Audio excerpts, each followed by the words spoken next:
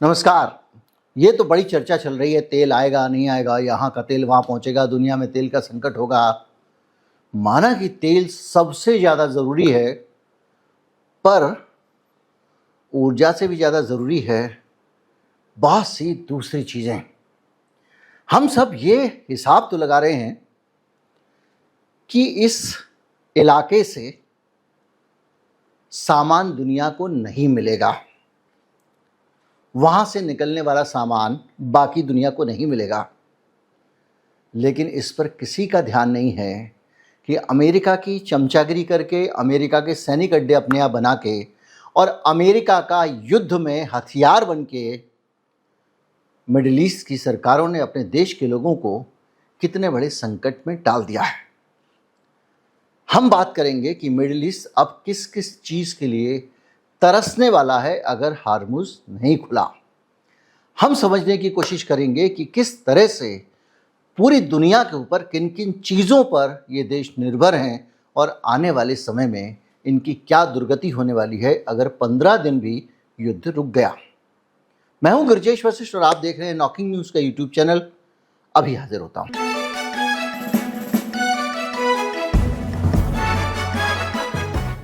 Gas का संकट। लकड़ी तोड़ के जला लेंगे भाई साहब, खाना बन जाएगा, जिंदगी चल जाएगी, लेकिन गैस पे पकाओगे क्या? और यहीं से शुरू होती है मिडिल ईस्ट की समस्या। उनके पास ईंधन तो है, लेकिन चूल्हे के ऊपर जो पकाया जाता है वो दुनिया से उनके पास आता है। सबसे ज़्यादा जो चीज़ इस इलाके के लोग मिस करने वाले हैं वो है मैदा, आटा, गेहूँ, यानी गेहूँ से बनने वाली चीज़ें। और अभी से इसके दाम बढ़ने शुरू हो गए हैं। सऊदी अरब, यूएई, कुवैत और कतर ये राशन का आटा भी दूसरे देशों से मंगाते हैं। भारत में हम कह सकते हैं भला हो लाल बहादुर शास्त्री का कि हमारा देश आत्मनिर्भर है अनाज के मामले में। भविष्य का हम नहीं जानते हैं, क्योंकि हम तेल के बारे में भी आत्मनिर्भर थे। हम इस पेट्रोलियम के मामले में भी सिर्फ 60% के करीब जो है वो हमको बाहर से मंगाना पड़ता था, अब 80-90% हो गया है। गैस के मामले में भी हमको 45% मंगानी पड़ती थी, अब वो जाके 60% के आसपास हो गई है। यानी अब तो गंगा ही दूसरी बह रही है। आत्मनिर्भर कहते जा रहे हैं और दूसरों पर निर्भर बनते जा रहे हैं। पर इन देशों की अगर आप हालत देखें तो ये दूसरों पे बहुत ज़्यादा निर्भर हैं। अमेरिका ने एक अजीब सा तंत्र चला पूरी दुनिया को गुलाम बनाने का, जिसमें हमारे देश के नेताओं ने बढ़ चढ़कर हिस्सा लिया। इंदिरा गांधी और राजीव गांधी मार डाले गए क्योंकि वो इसके खिलाफ थे। और वो ये था कि दुनिया में कोई भी देश आत्मनिर्भर ना हो, सब देश दूसरों से सामान खरीदें। नाम दिया गया ग्लोबलाइजेशन, बना दिया गया WTO।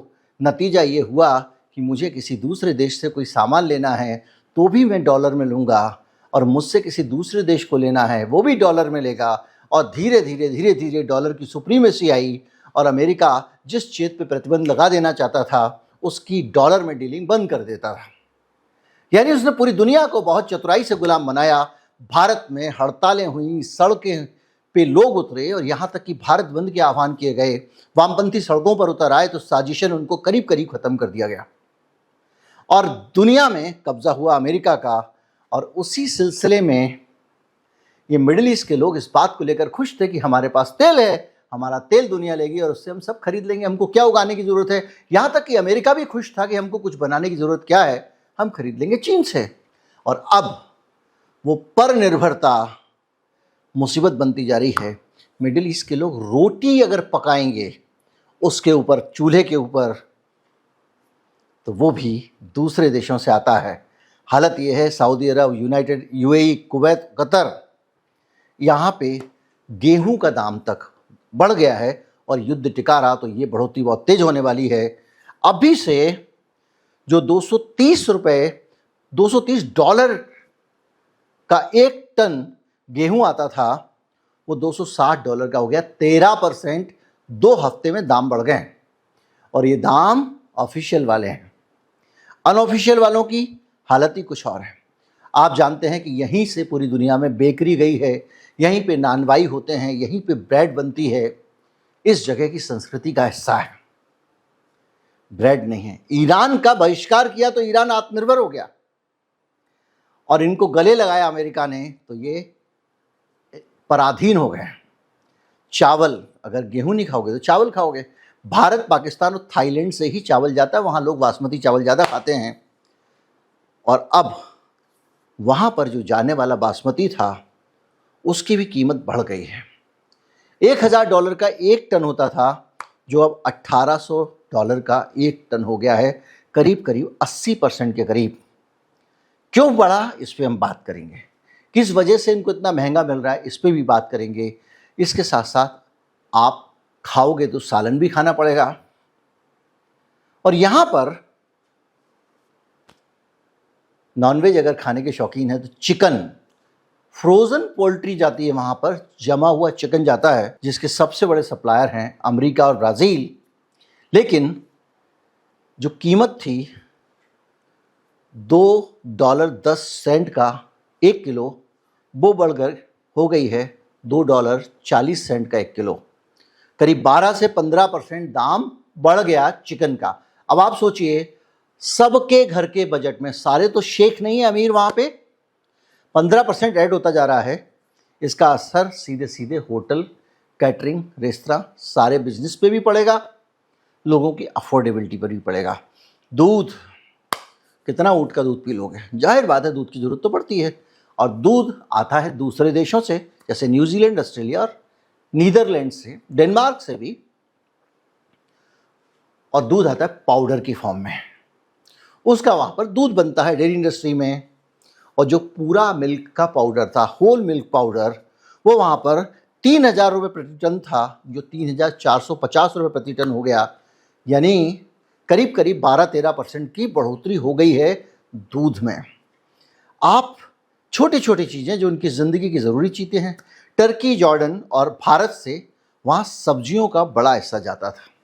हालत यही है कि यूएई के होलसेल मार्केट में टमाटर, आलू और प्याज 10% के करीब बढ़ गए हैं। और इसके साथ साथ सिर्फ ये तो रोज़मर्रा की खाने वाली चीज़ें हैं, सारे कंज्यूमर इलेक्ट्रॉनिक्स, सारे ऑटोमोबाइल प्रोडक्ट, हालत ये है, कारें, मोबाइल और इलेक्ट्रॉनिक्स पूरी तरह ये लोग इंपोर्ट करते हैं जापान, साउथ कोरिया और चाइना से। हालत ये है कि कार की कीमत भी 5 से 7% बढ़ गई है। और ये क्यों बढ़ी है, इसको हम समझते हैं। देखिए, लॉजिक वही है। हरमुज की घाड़ी में अगर कोई विमान, जहाज आएगा सामान लेकर, तो वो सामान महंगा इसलिए पड़ेगा कि जो बीमा कंपनी है वो कह रही कोई भरोसा नहीं भैया, डूब जाए जहाज़ तो हम तो बीमा नहीं करेंगे। तो क्या करें? बोले आपको प्रीमियम देना पड़ेगा 2 गुना, 3 गुना, 4 गुना। दूसरा, जो शिप वाले हैं वो भी कह रहे हैं भैया ठीक है, लेकिन फिर भी हम जान जोखिम में डाल के माल लेकर नहीं जाएंगे। तो केवल हरमुज से इनका तेल निकलना बंद नहीं है, दुनिया से यहाँ आने वाला सामान भी बंद है। दुनिया पे भी बहुत सारे असर पड़ रहे हैं, ऐसा नहीं है, लेकिन इनके ऊपर जो असर पड़ रहा है वो ये पड़ रहा है। तो हर चीज़ महंगी हुई है, लेकिन ये तब है जब पहले का स्टॉक, 2 ही तो हफ्ते हुए हैं, अभी धीरे धीरे ख़त्म होने की तरफ बढ़ रहा है। जब इनका स्टॉक ख़त्म होगा तो क्या होगा? अब लोगों के दिमाग में कुछ चीज़ें आ रही होंगी। और जो ट्विटर, फेसबुक, व्हाट्सएप वाले हैं, उनके पास तो बहुत ही विचित्र मेधा के लोग सामान भेज देते हैं। एक आइडिया ये चल रहा है कि भाई हम हरमुज से ऐसे क्यों जाएं, एक काम करते हैं, ओमान और यूएई से, दुबई से सीधे एक यहाँ से बनाते हैं पाइपलाइन। अब पाइपलाइन बनने का टाइम नहीं, ट्रक से ले जाओ जी। तो क्या कह रहे हैं वो? कह रहे हैं यहाँ से ट्रक में रखो, यूएई से निकलो, ओमान पार करो और सीधे अरब सागर में ला के चढ़ा दो, बस एक तरफ रखो ईरान को। बहुत करें वाह, व्हाट एन आइडिया सर जी। अब ये जो व्हाट एन आइडिया है, इसको लेकर जबरदस्त लोगों में उत्साह है। भाई, एक समुद्री जहाज में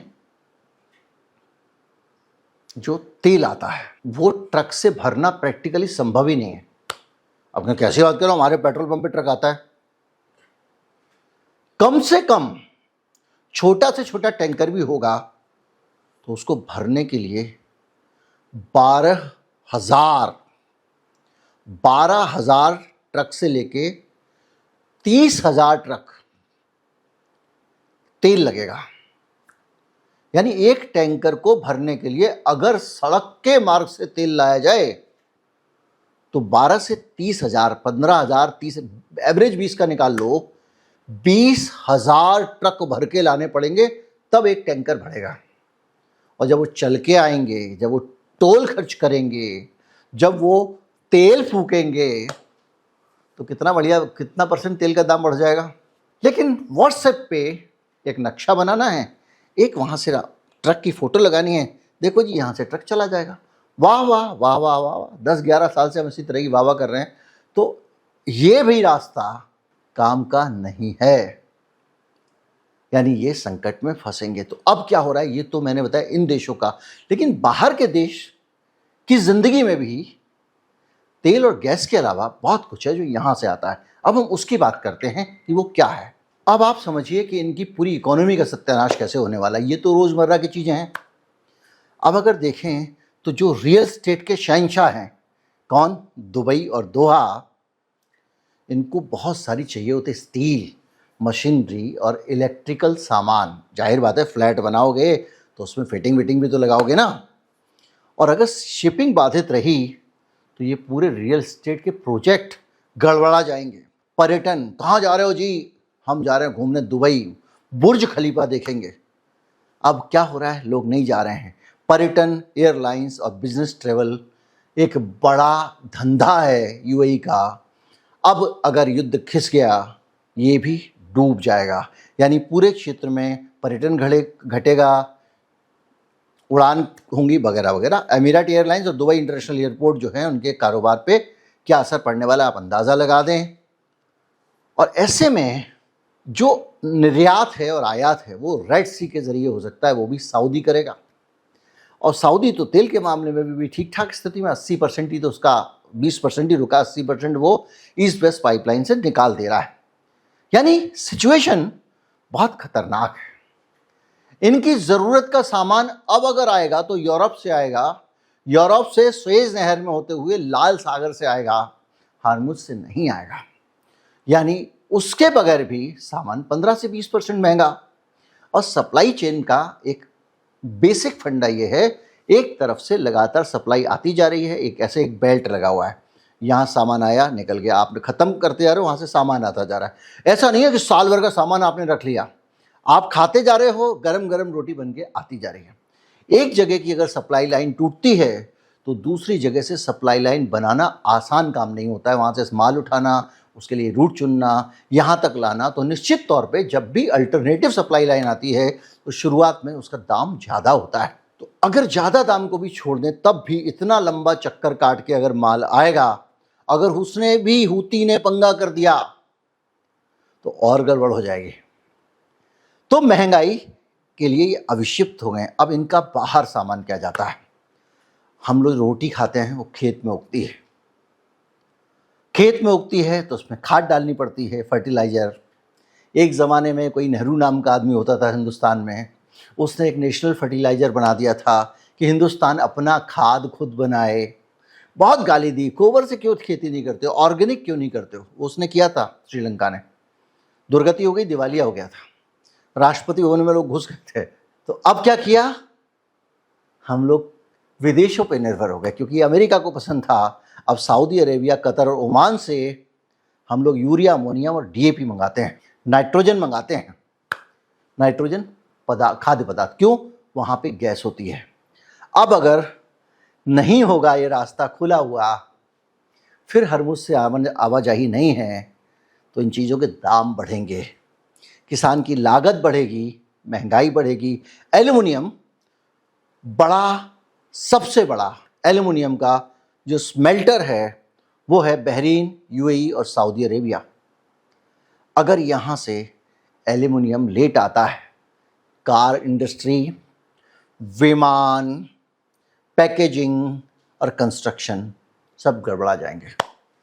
जो लोग ईवी की बात करते हैं, सोलर एनर्जी की बात करते हैं, उनको ये नहीं पता है कि आज की तारीख में दुनिया की आबादी को हैंडल करने के लिए कोई भी विकल्प नहीं है प्लास्टिक का। प्लास्टिक है तो इंसान का काम चल पा रहा है, नहीं तो 80% आबादी चीज़ों को अफोर्ड नहीं कर पाएगी। सोचिए ना, पुराने ज़माने की जगह पीतल के अगर पुर्जे बनने लगे कितने लोग खरीद पाएंगे? क्या धरती पे उतनी पीतल बनने की व्यवस्था है? क्योंकि वो बनती है जस्ता और तांबा मिला के। पीतल कोई अंदर से नहीं निकलती है, बनानी पड़ती है। तो क्या है? एल्युमिनियम इतना है, कॉपर इतना है, स्टील इतनी है? नहीं है। तो प्लास्टिक कैसे आती है? प्लास्टिक एक बाई प्रोडक्ट है पेट्रोलियम इंडस्ट्री का। तो दुनिया में हम तेल खर्च करते हैं तो प्लास्टिक अपने आप निकल आता है, और अगर प्लास्टिक के ऊपर मार पड़ेगी इस पूरे सोलर के चक्कर में तो आप सोचिए क्या होगा। खैर, अभी जो प्लास्टिक हमारे पास आ रहा है वो सऊदी अरब, कतर और यूएई से आ रहा है, जिसमें पॉलीएथिलीन, पॉलीप्रोपिलीन, प्लास्टिक रेजिन और औद्योगिक केमिकल वगैरह हैं जो पैकेजिंग, ऑटोमोबाइल, इलेक्ट्रॉनिक्स और मेडिकल उपकरण में काम आते हैं। आने वाले समय में इनका संकट खड़ा हो जाएगा क्योंकि दुनिया को प्लास्टिक नहीं मिलेगी। ईरान ने हरमुज बंद किया। उसको एक उम्मीद थी कि भाई उसका भी वहाँ पर एक बंदरगाह है, हरमुज ज़्यादा समय बंद रहेगा तो उसका माल भी नहीं जाएगा। ट्रंप ने उस बंदरगाह को उड़ा दिया। वो कह रहा, लो भैया अब तो मेरे को टेंशन ही नहीं है, अब निकल के दिखा दो, मेरा माल जाना नहीं है, मेरे को टेंशन नहीं है, मैं दूसरों का भी नहीं निकलने दूंगा, हम तो डूबेंगे सर, हम तुमको भी ले डूबेंगे। बुद्धि भ्रष्ट व्यक्ति है ये सचमुच इसको गोरबाचेव मैंने गलत नहीं कहा। और इसी तरह से सल्फर का इस्तेमाल बहुत होता है, चीनी के शुद्धिकरण से लेके सल्फ्यूरिक एसिड बनाने तक, और ये सऊदी अरेबिया, यूएई और कतर से आती है। इसी से फर्टिलाइज़र बनते हैं, इसी से केमिकल बनते हैं और इसी से बैटरियाँ बनती हैं। सल्फ्यूरिक एसिड, ये सप्लाई बंद पड़ी है और भी बंद रहेगी। जब जहाज ही नहीं निकल रहा तो गंधक ही नहीं आएगी, तो गंधक का तेजाब भी नहीं होगा, तो पूरा का पूरा सिस्टम गड़बड़ाने वाला है। यानी इन सब चीज़ों के दाम बढ़ने वाले हैं, और इसके साथ साथ एल्युमिनियम और स्टील के से जुड़ी हुई चीज़ें भी जो हैं वो भी दिक्कत होने वाली है, क्योंकि एल्युमिनियम की रोल्ड शीट, निर्माण सामग्री और धातु यूरोप, एशिया और अफ्रीका को यहीं से निर्यात होते हैं। बहरहाल कुल मिला के पूरी दुनिया में हम लोग को तेल दिख रहा है, लेकिन तेल के अलावा भी बहुत सारी बड़ी ज़रूरी चीज़ें हैं जो मिडिल ईस्ट के संकट के कारण संकट में पड़ गए हैं। तो ट्रंप बाबा ने जो कांड किया, आप दूसरा वीडियो देख लीजिएगा। उनके पास 7 दिन का समय है। अगर चीज़ों को ठीक नहीं करते तो दुनिया बड़े संकट में पड़ने वाली है, और उसके बाद हरमुज खुल भी जाए तो ये संकट तो निपट जाएगा, लेकिन जो दूसरे वीडियो में बताया उसको नहीं संभाला जा सकता। उम्मीद करता हूँ वीडियो आपको अच्छा लगा होगा। दोस्तों को बोले ना देखने के लिए। कैसे बोलेंगे? फॉरवर्ड कर दीजिए। नमस्कार, जय हिंद।